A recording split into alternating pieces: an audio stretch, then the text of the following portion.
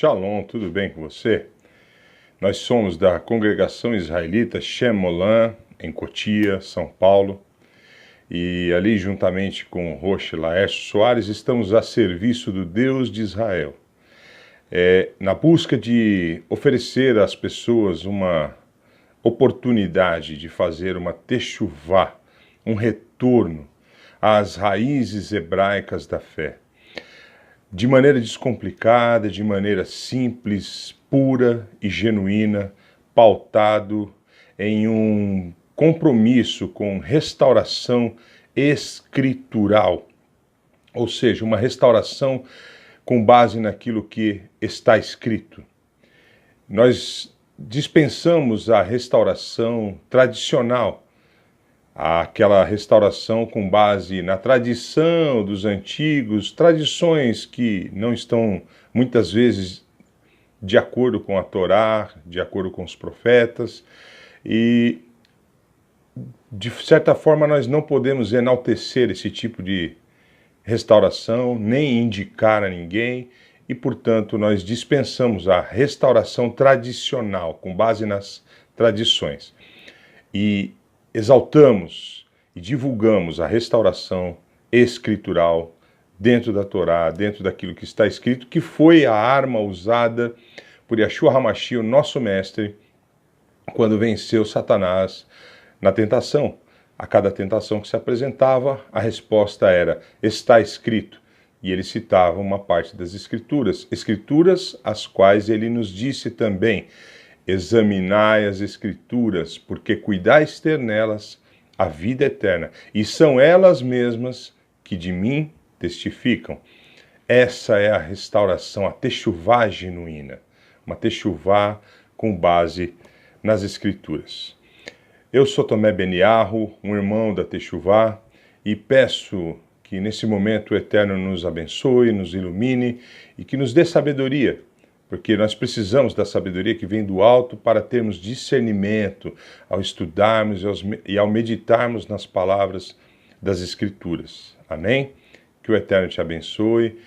Compartilhe esse vídeo, se inscreva no canal, dê um like, compartilhe com mais pessoas, porque essa visão ela tem que alcançar muitas pessoas ainda. Você pode ajudar compartilhando, você pode contribuir com esse ministério compartilhando nas redes sociais, enfim, ajudando que essa mensagem alcance mais pessoas, ok?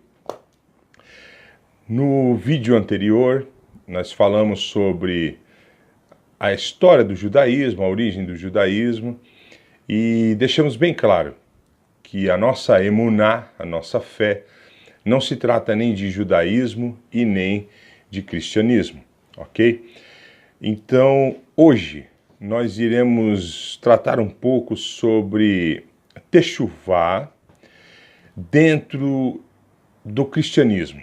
Para quem está dentro do cristianismo, para quem esteve dentro do cristianismo, o que com certeza se refere à maioria de nós, ok?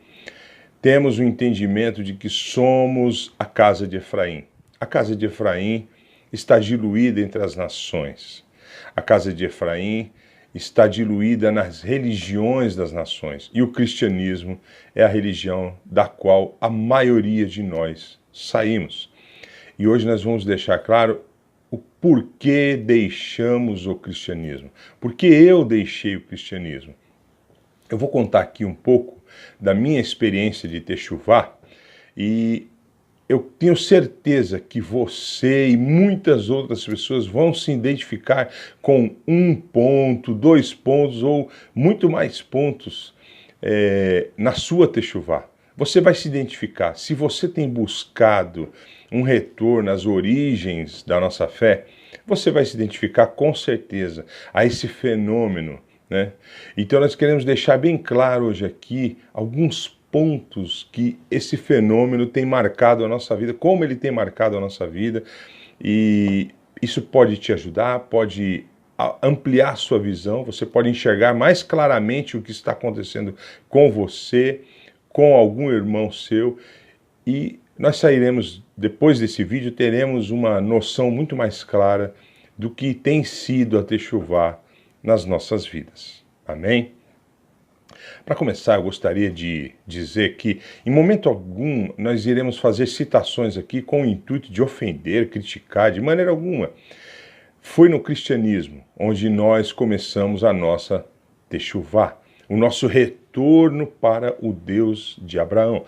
Sim, foi lá no cristianismo, para aqueles que frequentaram o cristianismo desde criança, como eu, foi lá no cristianismo que nós estudamos as primeiras parashot, a Parashá Bereshit, que fala da criação, foi lá numa escola dominical com a tia Lúcia, né, que eu aprendi. A Parashá Noach foi na escola dominical. As histórias contando a saída do povo do Egito, foi tudo no cristianismo, onde nós aprendemos. Então, louvamos a Deus porque Ele nos chamou e se apresentou a nós dentro do cristianismo. Isso não quer dizer que nós temos que ficar para sempre dentro do cristianismo, porque a luz, a vereda do justo é como a luz da aurora, a luz do amanhecer. Vai brilhando, brilhando cada vez mais até se tornar dia perfeito, até atingir a luz do meio-dia. Então, conforme nós vamos nos aprofundando nas Escrituras e percebemos que aquela igreja, aquele sistema religioso não acompanha a nossa evolução, nós somos obrigados a deixar aquilo para trás e continuar em frente. Porque o nosso compromisso não é com igreja, não é com religião. O nosso compromisso é com o está escrito. Nosso compromisso é com a palavra do Eterno. E Ele tem revelado a sua palavra a nós. Então, o intuito desse vídeo não é criticar, não é desmerecer, menosprezar. Pelo contrário, louvamos a Deus por tudo aquilo que Ele revelou a nós ainda dentro do cristianismo, ok? E por que deixamos o cristianismo? Eu tenho uma idade que me permitiu viver uma época em que católicos e crentes na escola existia muita rivalidade entre católicos e crentes. Os evangélicos, eram chamados de os crentes. E era uma época de muita rivalidade. Crianças católicas provocavam os crentes, crianças crentes como eu, menosprezavam os católicos. Enfim, existia uma rivalidade que hoje, para os mais novos, nem conseguem talvez imaginar como era isso. E a primeira vez que eu entendi por que nós, crentes, achávamos que os católicos estavam errados, foi um ensino muito interessante e muito importante que nós tivemos quando nos disseram o seguinte: olha, os católicos, eles estão errados. Por que os católicos estão errados? Porque eles não obedecem à Bíblia. Nós temos, olha o que era dito na igreja, em várias igrejas, quase todas as igrejas que eu conheci, que eu frequentei, eu ouvi dizer isso. Nós cremos em sola escritura, só escritura. A Bíblia é a nossa única regra de fé e prática. Esse conceito, um conceito muito importante, que foi muito benéfico para a nossa techuvá, era nos ensinado constantemente. A Bíblia é a nossa única regra de fé e prática. Com base nisso, eles nos apresentavam que os católicos tinham um problema de não obedecer à Bíblia.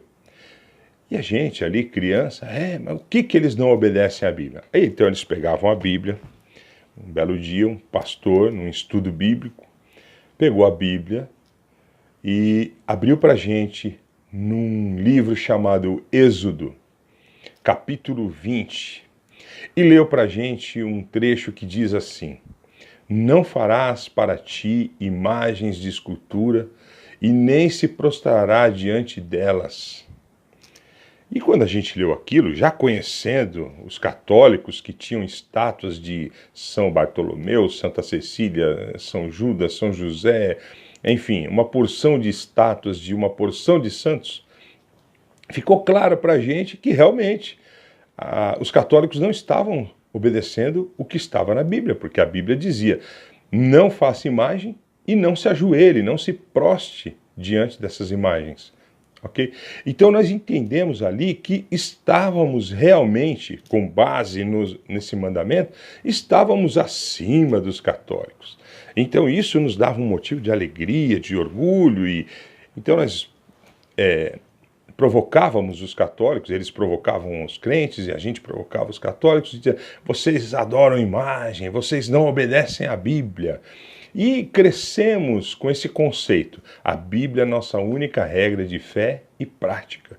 E a Bíblia proíbe fazer imagens de escultura, e a Bíblia proíbe se ajoelhar perante essas imagens. Então, tínhamos essa ideia de que estávamos obedecendo a Bíblia, né? E os católicos, não. Isso durou na minha vida por um bom tempo, até que um dia, aos 24 anos de idade, uma pessoa de outra igreja, numa conversa comigo, falou assim: você sabia que a sua igreja não obedece à Bíblia? Eu falei: obedecemos. Quem não obedece é os católicos. Não, a sua igreja também não obedece à Bíblia. Eu falei: do que você está falando? Vem aqui. Você sabia que a sua igreja não obedece à Bíblia quando a Bíblia manda santificar o dia do sábado? E eu pensei comigo: sábado? O que tem a ver sábado com Bíblia, com igreja? Vocês lá na sua igreja creem que o domingo é um dia santo, que o domingo é um dia onde o nosso Deus ressuscitou, né? Nosso Deus ressuscitou no domingo, então domingo é um dia santo. E isso não está de acordo com a Bíblia. Do que você está falando? Não estou entendendo. Ele pega e vem aqui, vem ler a Bíblia comigo. E ele abre a Bíblia em Êxodo 20. O mesmo lugar onde um dia me ensinaram que os católicos estavam errados por fazer imagens de escultura.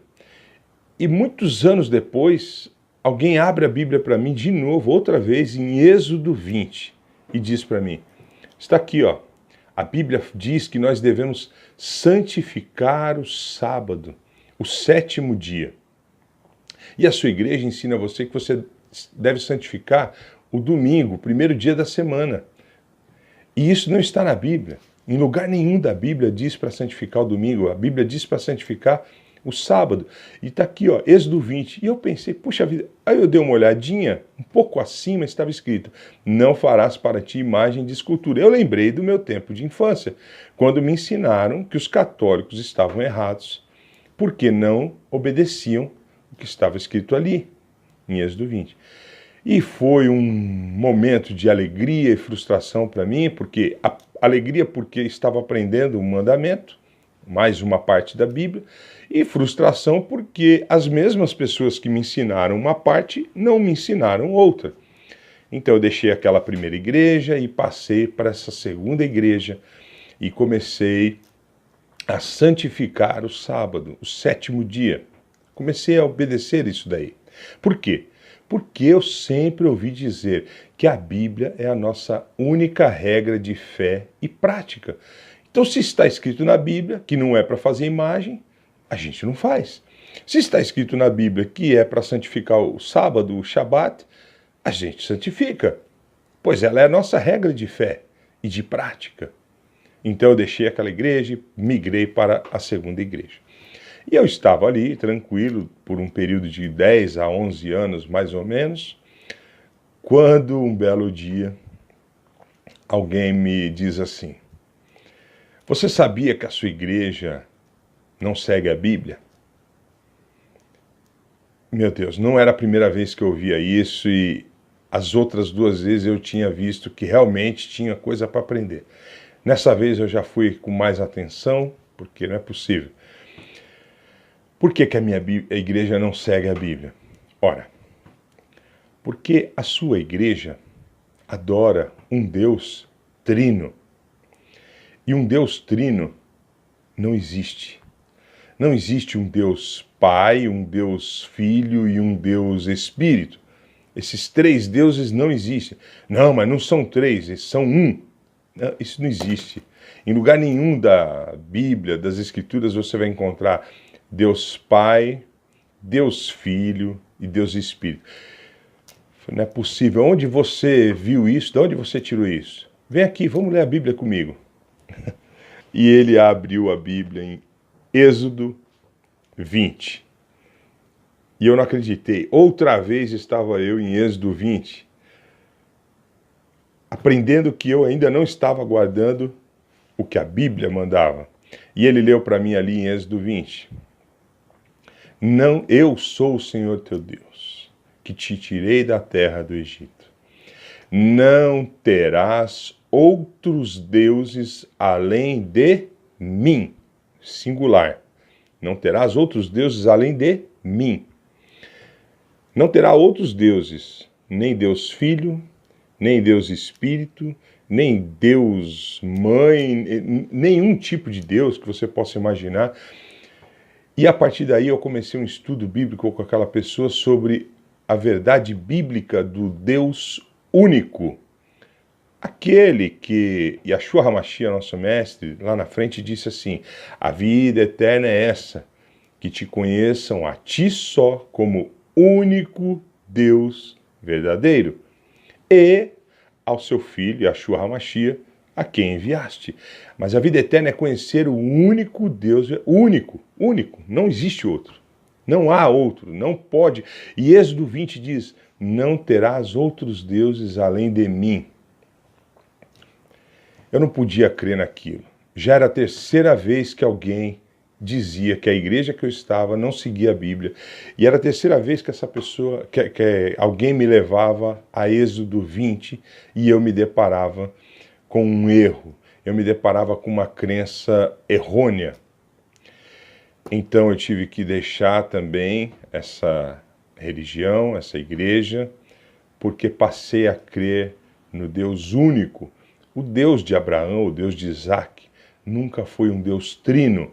Nunca tiveram a ideia de que o Deus deles era trino. Eles seguiam uma fé chamada de fé monoteísta. Mono, um. Politeísmo, muitos deuses. Monoteísmo, um único Deus. E a Bíblia é cheia de textos a partir de Êxodo 20. Não terás outros deuses além de mim. A partir daí, a Bíblia é cheia de textos apresentando a ideia, a verdade de que o Deus de Abraão, o Deus de Isaac e Jacó é um Deus único. E eu tive que me corrigir mais uma vez. Num período de tempo mais curto, não demorou tanto, alguém chegou para mim e falou assim: olha, você sabia que essa fé que você está seguindo agora não segue a Bíblia corretamente? E eu pensei comigo, eu imagino, qual que é a novidade agora? Bom, a novidade agora é que o nosso Deus, ele tem um nome. Nosso Deus tem um nome. E eu não entendi, poxa, como assim? Nosso Deus tem um nome? Eu sei disso. E qual é o nome de Deus? Eu disse, é Deus. Até aquele dia, meus irmãos, pasmem, acredite se quiser, até aquele dia eu achava que o nome de Deus era Deus. Tanto que quando nós, entre parentes, todos tementes a Deus, mas sem esse conhecimento, a gente brincando, alguém soltava assim, Deus me livre, por qualquer coisa, um outro repreendia, não fala o nome de Deus em vão. E a gente tinha dito Deus. Tínhamos a ideia de que o nome do Eterno, o nome do Criador, era Deus. E de repente essa pessoa me diz assim, olha assim, meu amigo, olha aqui, meu amigo, a palavra Deus não é um nome. A palavra Deus é um título. Existem outras religiões pagãs onde eles têm os deuses falsos deles, né? E a Bíblia apresenta nomes de deuses falsos. Então Deus não é nome, é um título. Então essa pessoa começou a me mostrar na Bíblia que Deus tinha um nome. E ela falou assim, vem ver aqui comigo a Bíblia. E eu parei para estudar a Bíblia com ela. É isso mesmo. Ela abriu a Bíblia em Êxodo 20. Êxodo 20 de novo. E ela leu para mim, olha aqui, ó. Não devemos tomar o nome de Deus em vão. Não devemos tomar o nome de Deus em vão. E mais uma vez estava eu ali em Êxodo 20 para aprender a respeito do nome de Deus, que até então achava que era Deus. E essa pessoa ensinou para mim que não. O nome de Deus era Jeová. Jeová. Ela me mostrou muitos textos a respeito do nome de Deus, né? Aquele que invocar o meu nome será salvo. Quem invocar o meu nome será salvo. Exaltado seja o nome de Deus. Na oração do Pai Nosso que estás nos céus, santificado seja o teu nome. Em muitas passagens da Bíblia, ficando claro ali para mim que realmente Deus tinha um nome e esse nome era algo importante que nós deveríamos conhecer, ok? E esse nome estava dentro de Êxodo 20 também. Mais uma vez estava eu ali em Êxodo 20 dizendo, não tomarás o nome do teu Deus em vão. E eu entendi a mensagem de que o nosso Deus tem, de fato, um nome. Mas, por algum motivo, não acreditei que o nome de Deus fosse Jeová. Por algum motivo eu achei isso estranho, então eu comecei a pesquisar sobre o nome de Deus. E pesquisando o nome de Deus, vendo a dificuldade, eu tive uma ideia, tive um pensamento. Poxa vida, se alguém sabe o nome de Deus, porque eu tinha encontrado ali nas minhas pesquisas o tetragrama, Yud, Re, Vav, Re, 4 letras hebraicas. E eu pensei, peraí, como é que pronuncia, como é que fala esse nome? Se alguém sabe esse nome, eureka, os judeus. Os judeus leem hebraico, eles conhecem o hebraico. Eu vou começar a pesquisar com os judeus, eles vão saber, eles vão me ensinar. E foi assim, meus irmãos, que eu fui parar no judaísmo. Fui parar no judaísmo com a pretensão de que lá eu conhecesse, eu estudasse hebraico, eu estudasse com quem quer que fosse, até que eu descobrisse a pronúncia do nome do Eterno. E qual foi a minha decepção quando lá dentro do judaísmo eu descobri que para o judaísmo é proibido a ideia de pronunciar o nome de Deus. Não se pode pronunciar o nome de Deus. E aquilo me soou estranho. Mas eu fiquei ali insistindo porque eu tinha um alvo, um objetivo que eu queria alcançar. E no meu tempo que eu fiquei ali, eles diziam que era proibido falar o nome do Eterno, o nome de Deus. Mas eu acabei aprendendo outras coisas e fui me entretendo com o judaísmo, fui aprendendo outras coisas e aprendi a fazer netilat yadayim, lavar as mãos, aprendi a colocar o sidur da maneira correta na cadeira, aprendi uma série de coisas que em algum momento eu comecei a perceber algo estranho. Por quê? Lembra o ensinamento que eu tive na igreja desde criança? A Bíblia é a nossa única regra de fé e prática. Foi por causa desse conceito que eu deixei o cristianismo. Porque se a Bíblia é minha regra de fé e prática, e a Bíblia manda eu guardar o Shabat, então eu devo guardar o Shabat. Se a Bíblia manda eu não fazer imagem de escultura, então eu não vou fazer imagem de escultura. Se a Bíblia manda eu não ter outros deuses, adorar o único Deus, eu vou adorar o único Deus. Agora, se a Bíblia manda eu santificar o nome de Deus e não tomar o nome de Deus em vão, se eu continuar usando aquela regra de a Bíblia é a única base de regra e fé, a única regra de fé e prática, se eu continuar usando essa regra, se eu apliquei essa regra no cristianismo, eu vou ter que aplicar essa regra também no judaísmo. Aonde a Bíblia diz, aonde a Torá, as Escrituras dizem que eu não posso pronunciar o nome de Deus. Em lugar nenhum das Escrituras há uma proibição dessas. Pelo contrário, esse nome deve ser exaltado, santificado, adorado. No dia da sua angústia você deve clamar esse nome. Quem clamar esse nome será salvo. Em momento algum as Escrituras, em lugar nenhum das Escrituras há uma proibição. Eu descobri também que era proibido comer derivados de carne com derivados de leite na mesma refeição, carne, leite. E eu fui pesquisar, porque a Bíblia é a minha regra de fé e prática. Fui pesquisar na Bíblia e não encontrei nenhum mandamento que dizia que era proibido comer carne com leite. Não havia nenhum lugar da Bíblia dizendo que o Eterno mandou eu acender as velas no Shabat.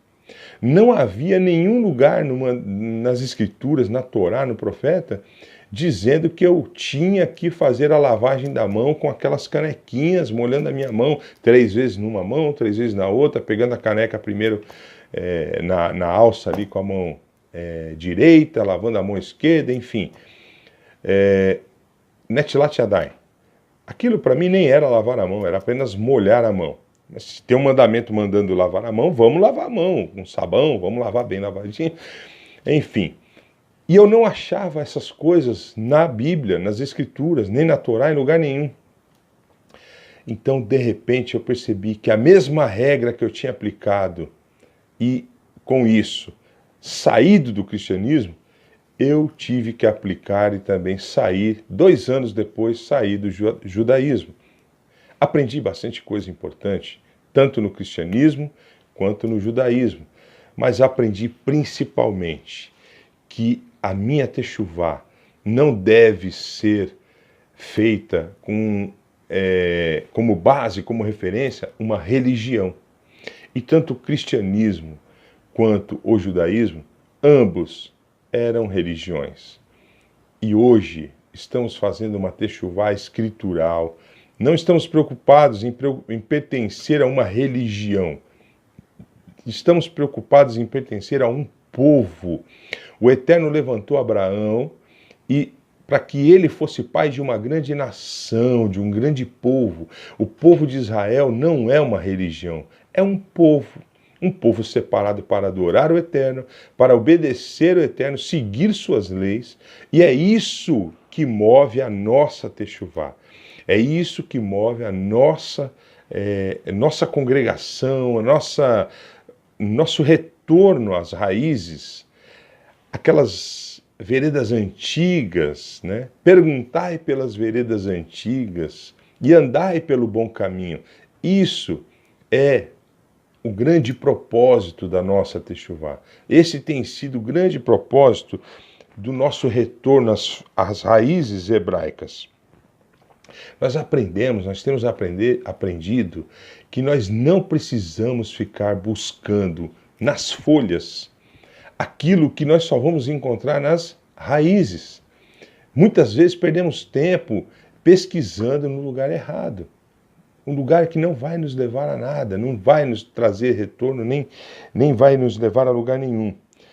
Há uma passagem muito importante que tem guiado a nossa techuvá, que diz assim: à lei e ao testemunho.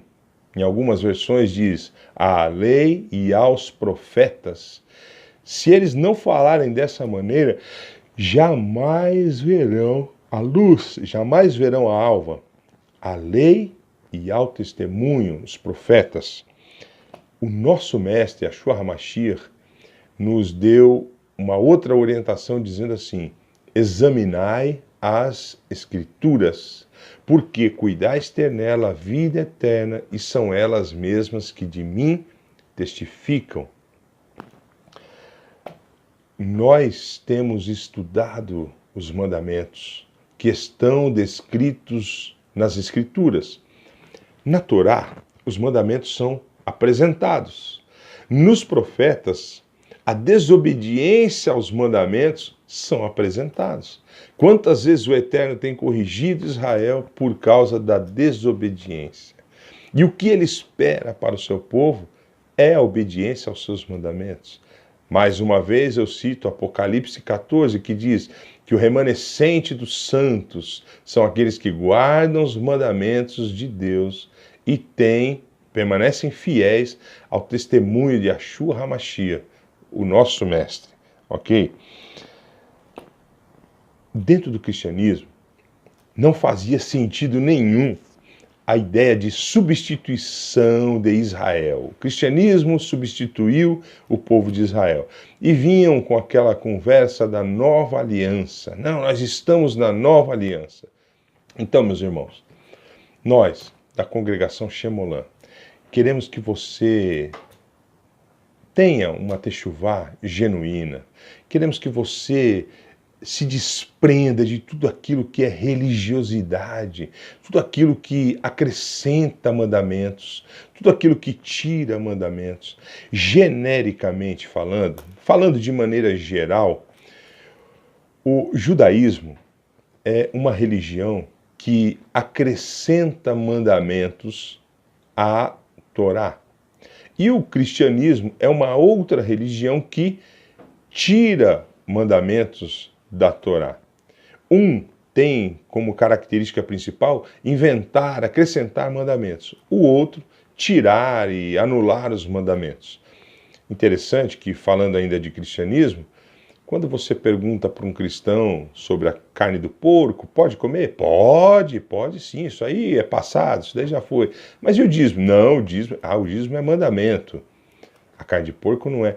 Esse tipo de confusão, nós nos libertamos disso. Nós saímos fora desse tipo de confusão que pretende escolher quais mandamentos vai seguir e quais mandamentos não vai seguir. Ó, esse mandamento é importante, esse aqui não, esse aqui já passou. Então, esse tipo de emuná, esse tipo de fé, que pretende escolher quais mandamentos seguir, quais mandamentos não seguir, e também aquele outro tipo de fé que pretende criar mandamentos onde não se deve, onde não se necessita, mandamentos que só trazem peso e fardo e tiram o brilho e a alegria dos mandamentos santos, os mandamentos kasher do nosso Eterno, porque os mandamentos da Torá são kasher, né? Agora, mandamentos humanos não nos servem. O nosso mestre veio para nos livrar de mandamentos e princípios humanos.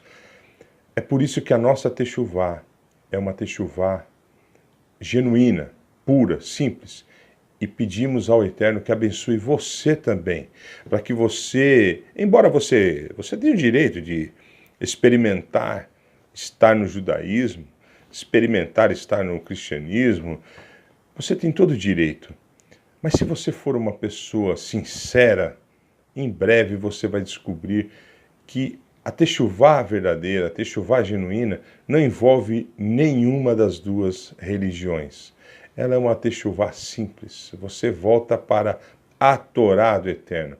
Você é enxertado em Israel, você faz parte de um povo e deve viver diariamente como integrante desse povo.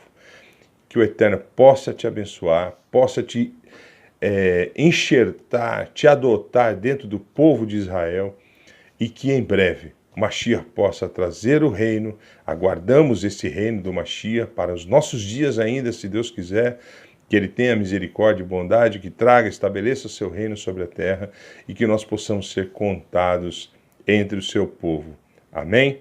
Shalom, shalom. Até o próximo vídeo.